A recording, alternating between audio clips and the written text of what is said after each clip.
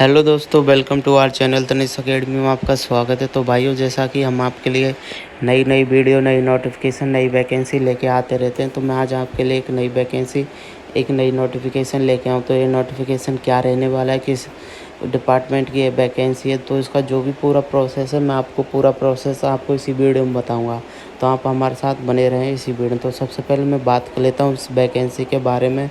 तो वैकेंसी निकाली गई है एम्स पटना के द्वारा, all India institute of medical science Patna, यानी कि एम्स पटना की तरफ से वैकेंसी निकाली गई है। किस पोस्ट के लिए वैकेंसी निकाली गई है, तो मैं बता देता हूँ। Faculty post on direct recruitment basis, यानी फैकल्टी टीचिंग की वैकेंसी निकाली गई है। तो मैं पूरा बताऊँगा किस क्या क्या पोस्ट रहने वाली है, तो आप हमारे साथ लास्ट तक बने रहें। Faculty post on direct recruitment है, एग्ज़ाम होगा या नहीं, तो मैं आपको बताता हूँ आगे।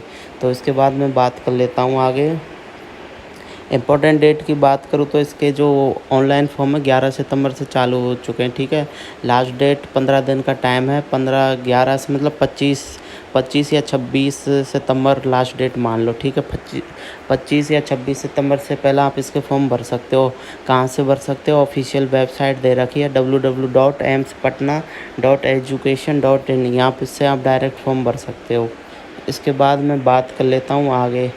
तो जैसा कि आपको यहाँ पे दिख रहा है, देखो, anaesthesiology, anatomy, biochemistry, once and plastic and ये फैकल्टी जैसे मैंने बताया ना, तो ये इसमें जो मेडिकल के डिपार्टमेंट है, अगर आपने इसमें एमडी पीएचडी कर रखी है इन डिपार्टमेंट में, तो आप इसका फॉर्म भर सकते हो। टोटल नंबर ऑफ़ वैकेंसी मैं बताऊंगा, क्योंकि कैटेगरी वाइज अलग अलग वैकेंसी रखी गई है, देखो ये यहाँ पे, ठीक है। इसके बाद मैं बात कर लेता हूँ। तो टोटल पोस्ट हैं, ध्यान देना, टोटल पोस्ट हैं 40 और टोटल नंबर ऑफ़ वैकेंसी हैं 20 एंड 22, मतलब बहुत सारी है। टोटल नंबर ऑफ़ वैकेंसी यानी 93 हैं, ठीक है। आप देख लेना आप किस कैटेगरी में आते हो, उस बेस पर आप इसमें फॉर्म भर दीजिएगा। इसके बाद मैं बात कर लेता हूँ आगे। मैं बात करूँ तो आपका एग्ज़ाम तो मुश्किल है, और जैसा कि देखो यहाँ पे लिख रहा है, आप यहाँ से डायरेक्ट फॉर्म भर सकते हो। 11 सितंबर से इसके फॉर्म चालू हो चुके हैं, ठीक है। इसके बाद मैं बात कर लेता हूँ एसेंशियल क्वालिफ़िकेशन की क्या चाहिए। तो मैं आपको पहले एक की क्वालिफ़िकेशन बता देता हूँ, उस बेस पर आप देख लेना आप किस डिपार्टमेंट से वो भरने वाले। पीएचडी आपने किससे एमडी वगैरह कर रखी है, उसकी आप क्वालिफ़िकेशन देख लीजिएगा। जैसा कि पहले बता देता हूँ, असिस्टेंट प्रोफेसर एंड ऑफ एनेस्थियोलॉजी, ठीक है। ध्यान देना इसकी क्या क्वालिफ़िकेशन है, तो इसकी क्वालिफ़िकेशन आप पोस्ट ग्रेजुएट यानी PG qualification MD in anaesthesiology, MD करी है आपने एनेस्थियोलॉजी में, तो आप इसका फॉर्म भर सकते हो। 3 ईयर्स का टीचिंग एंड एक्सपीरियंस होना चाहिए, तो आप इसको फॉर्म भर सकते हो, ठीक है।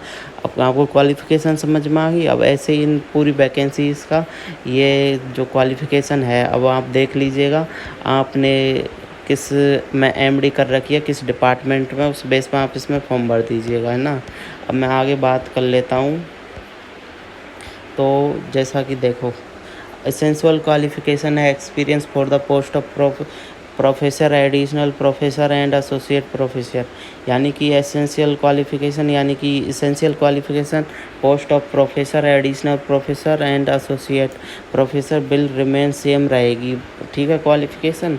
इसके बाद मैं बात कर लेता हूँ जैसे कि मेडिकल कैंडिडेट्स के लिए यहाँ देख लेना, ये जो प्रोफेसर के लिए पोस्ट दे रखी है, हमने एमडी वगैरह कर रखी है, 3 इयर्स 5 इयर्स का एक्सपीरियंस है, तो आप इस फॉर्म को भर सकते हो।